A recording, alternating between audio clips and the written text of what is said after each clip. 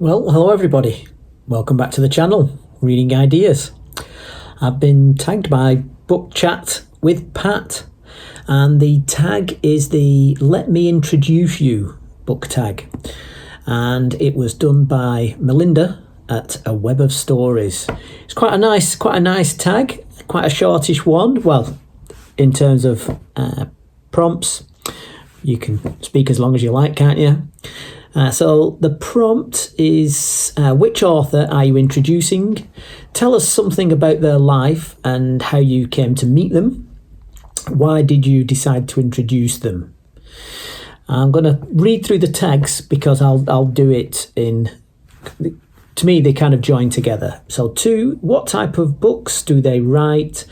Such as what kind of genres do they write in, or what authors are comparable to them? Where should a new reader start with their books? And tag some people. So it's introducing an author. Okay, so here goes. So the author I'm going to talk about is Simenon, the famous French writer of his most famous character, Maigret the detective. I worked on a second-hand bookstall, so where I came across him, I worked on a second-hand bookstall when I was younger, from about the ages 14 up to around about 18, in Bury in Lancashire, and I'd help pack up the stall, set out the stall, serve customers for part of the day, and quite often I'd go home with a stack of books, James Bond or whatever. So I think I came across Maigret a little bit then. I can remember seeing it. I didn't read much, but at some point I came across Maigret, started reading them. Now there's a lot of Maigret books. Simenon was a very prolific author. He wrote over 400 novels, 192 of them in his own name. 21 volumes of memoirs and short stories. It's sold over 500 million copies, so he's very, very prolific. Who would be similar?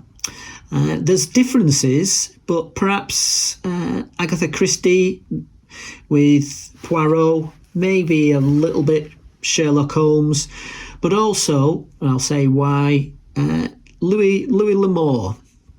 Okay, so it's Maigret is obviously solving crimes, so that would be where it would be similar to Agatha Christie. But I said Louis L'Amour because Louis L'Amour, Wild West books, cowboy books, you get a flavour of the Wild West is obviously the setting for the book. With Maigret, you get a flavour of Paris, a flavour of France during that time. They go to cafes. There's lots of alcohol is drunk with meals. Lots of famous streets, places. So yeah, it's a very comforting read to read and just feel that you're there in that moment in time. So obviously with globalization and multiculturalism, lots of places in the world are beginning to know about each other and it's beginning to kind of merge and become a bit samey. So, there's Nike shoes and McDonald's everywhere. So this is a bit of a throwback to a time when, to a different time, when, back to France of that time.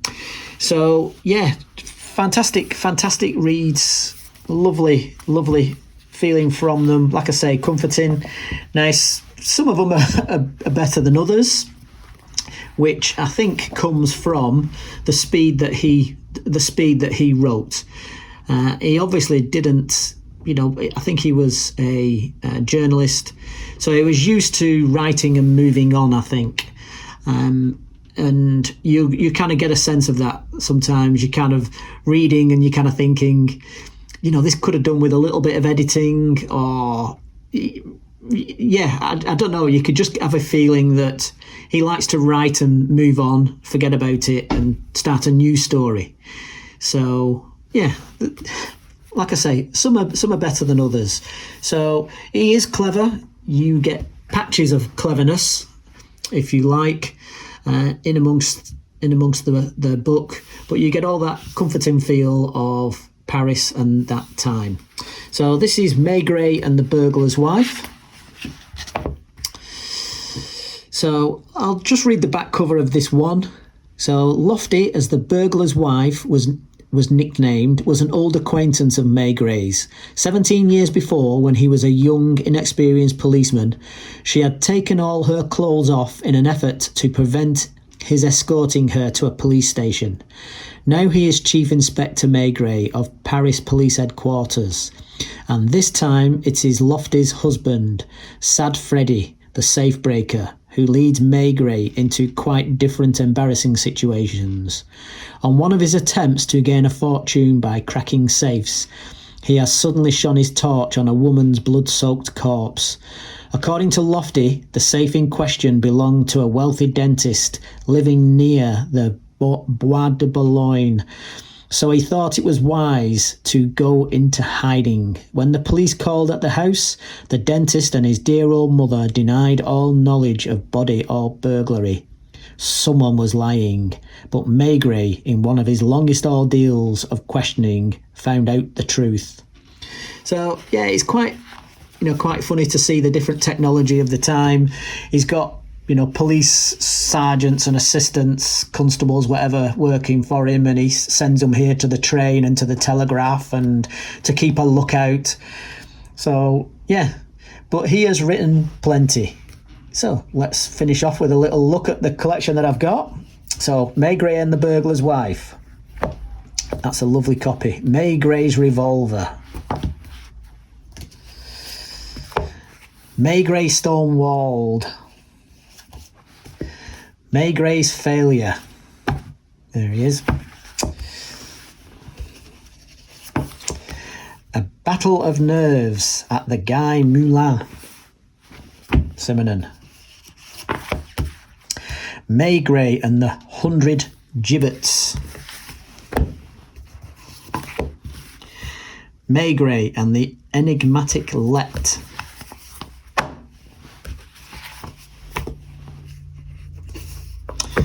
The Sixth Omnibus, Maigret and the Wine Merchant.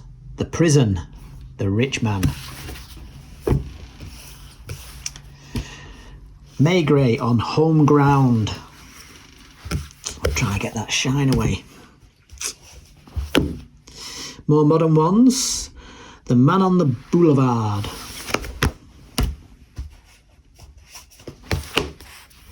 Maigret and the Idle Burglar. Quite a good one. Lock 14, based on the canals, French canals. A Man's Head.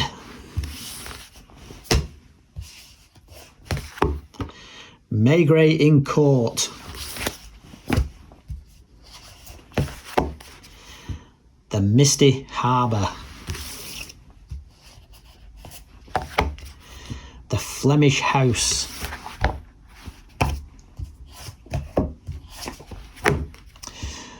Carter of La Providence. The Madman of Bergerac. So there's plenty to keep you going. Maigret and the Minister. Oh, bit of politics. He does get to travel occasionally. A Crime in Holland. It's funny to hear him talking about other people's... A Man's Head. Did we have that? A different copy of that? Maigret and the Ghost. My Friend Maigret. He obviously knew Maigret was a selling point. Here's a hardback. Maigret's Pickpocket and Maigret and the Nahur Case. I left that to last. I think that's his first one. Pietra the Latvian. Didn't say Maigret in the title. Right, so that's a shout out to Georges Simenon for Maigret. Lovely, comforting books that take you into France. Bye for now, everybody.